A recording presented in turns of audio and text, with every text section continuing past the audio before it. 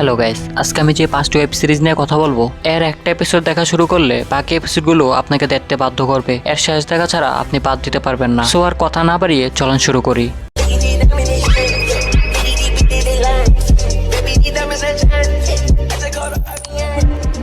তো আমাদের প্রথম series the Day of the Jackal. এটা একটা masterpiece series, action thriller and spying জনরার উপর বেস্ট করে এই সিরিজ তৈরি করা হয়েছে, যেটা 2024-এ রিলিজ হয়েছে। এখানে আমাদের স্টোরি দেখা যায় আমাদের হিরো, যে একজন কন্ট্রাক্ট কিলার যার কোড নেম জ্যাকেল, আর তার কাছে একটা বড় অফার আসে কিলিং এর। আর সে এতদিন যত কন্ট্রাক্ট পেয়েছে তার থেকেও ডাবল মানির অফার পায়। আর সে নিজের কাজে খুবই এক্সপার্ট, কোনো ভুল ছাড়াই সে নিজের কাজ সম্পন্ন করতে পারে। আর সে 3.8 কিলোমিটার দূর থেকেও যে কাউকে মেরে ফেলতে পারে। আর সে তার জীবনের সব থেকে বড় একটা মিশন পায়। আর সে 840 কোটি টাকার একটা মিশন পায়, যেটা তার জীবনের সবচেয়ে বড় মিশন, যেখানে তাকে অনেক বড় লোকই একজন লোককে মারতে হবে।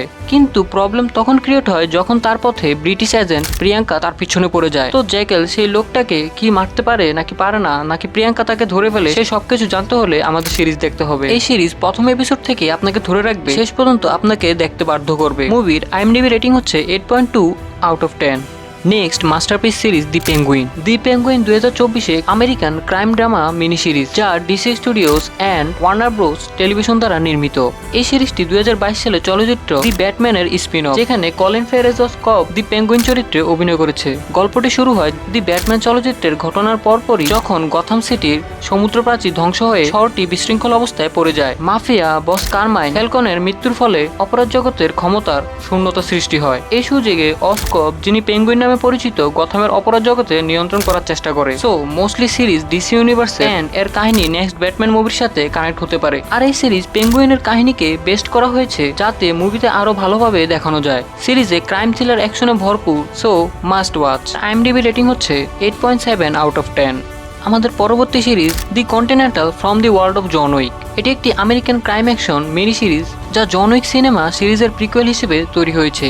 এটি 3টি পর্ব সিরিজ 1970 দশকের নিউ ইয়র্ক সিটিতে ঘটে যাওয়া ঘটনাগুলোর উপর ভিত্তি করে নির্মিত, যেখানে মূল চরিত্রে উইনস্টন স্কটের উত্থানের কাহিনী তুলে ধরা হয়েছে। গল্পটি শুরু হয় যখন উইনস্টনের ভাই ফ্র্যাঙ্কি কন্টিনেন্টালের তৎকালীন ম্যানেজার ক্যারমেকের কাছ থেকে একটি মূল্যবান বস্তু চুরি করে। এই চুরির ফলে ক্যারমেক ফ্র্যাঙ্কিকে খুঁজে বের করার জন্য উইনস্টনকে বাধ্য করে। উইনস্টন তার ভাইকে রক্ষা করতে এবং ক্যারমেকের শাসন থেকে কন্টিনেন্টাল হোটেলের নিয়ন্ত্রণ নিতে একটি বিপজ্জনক পথে পা বাড়ায়। এই যাত্রায় সে বিভিন্ন খুনি, অপরাধী এবং গোপন সংগঠনের মুখোমুখি হয়, যা তাকে কন্টিনেন্টালের ভবিষ্যৎ ম্যানেজার হিসেবে প্রতিষ্ঠিত করতে পারে।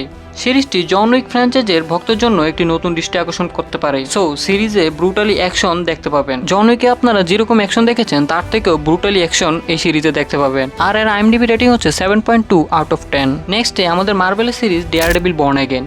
2025 সালে মুক্তিপ্রাপ্ত মার্বেল টেলিভিশনের এই সিরিজ, যা ডিজনি প্ল্যাটফর্মে সম্প্রচারিত হয়েছে। এই সিরিজটি 2015 থেকে 2018 সালে নেটফ্লিক্সের ডেয়ারডেভিল সিরিজের ধারাবাহিকতা বজায় রেখে নির্মিত হয়েছে, এবং এতে মার্ক ম্যাডক ও উইলসন ফিস্কের আবার লড়াই শুরু হতে যাচ্ছে। এবার সিরিজে আপনারা ডেয়ারডেভিলের প্রপার স্পাইডারম্যানের মতো সুইং, তার ব্রুটালি অ্যাকশন, তার ডিফারেন্ট হেলমেটের ঝলক, new character White Tiger and serial killer মিউ সহ আগের বুলসাই এন্ড পানিশারকেও দেখতে পাবেন। সিরিজের সিনেমাটোগ্রাফি থেকে শুরু করে ক্রাইম থ্রিলার আর উইলসন ফিস্ক এবার পুরো সিটিকে কন্ট্রোল করতে যাচ্ছে, এন্ড মার্বেলের আগামী প্রজেক্টের সাথে কিভাবে কানেক্ট হতে যাচ্ছে তা সব জানতে হলে আমাদের দেখতে হবে ডেয়ারডেভিল বর্ন অ্যাগেন। সো আপনি মার্বেলের ফ্যান হয়ে থাকলে মোস্টলি রিকমেন্ডেড করব এই সিরিজ দেখার জন্য। সো এর IMDb রেটিং হচ্ছে 8.3 আউট অফ 10। তো আমাদের পরবর্তী সিরিজ রিয়েচার, যেটা এসেছে 2022-এ। এখন পর্যন্ত এই সিরিজের 3টা সিজন এসেছে। 3 নাম্বার সিজন 2025-এ কয়েকদিন আগে শেষ হয়েছে। ট্রাস্ট মি, সিরিজে অ্যাকশন ক্রাইম ভরপুর, বিশেষ করে সিজন 1 থেকে দেখতে পাবেন, যেখানে আমাদের রিয়েচার একটা ছোট শহরে যায়, আর সেখানে সে যাওয়ার পরেই এক এক করে মার্ডার্স হওয়া শুরু করে। আর এই কারণে শহরের লোকেরা রিয়েচারকেই দোষারোপ করতে শুরু করে, আর তারা ভাবে সব মার্ডার্সের পিছনে তারই কোনো হাত থাকতে পারে। সো এইসব মার্ডার্সের পিছনে কার হাত থাকতে পারে, এই সকল কিছু আপনারা রিয়েচার সিরিজে দেখতে পাবেন। আর এর IMDb রেটিং হচ্ছে 8.0 আউট অফ 10। সো এই ছিল আজকের ভিডিও। যদি ভিডিওটি ভালো লেগে থাকে, লাইক অ্যান্ড সাবস্ক্রাইব। আর কোনো কিছু জানার থাকলে কমেন্ট করতে পারেন। Well, take care and good bye.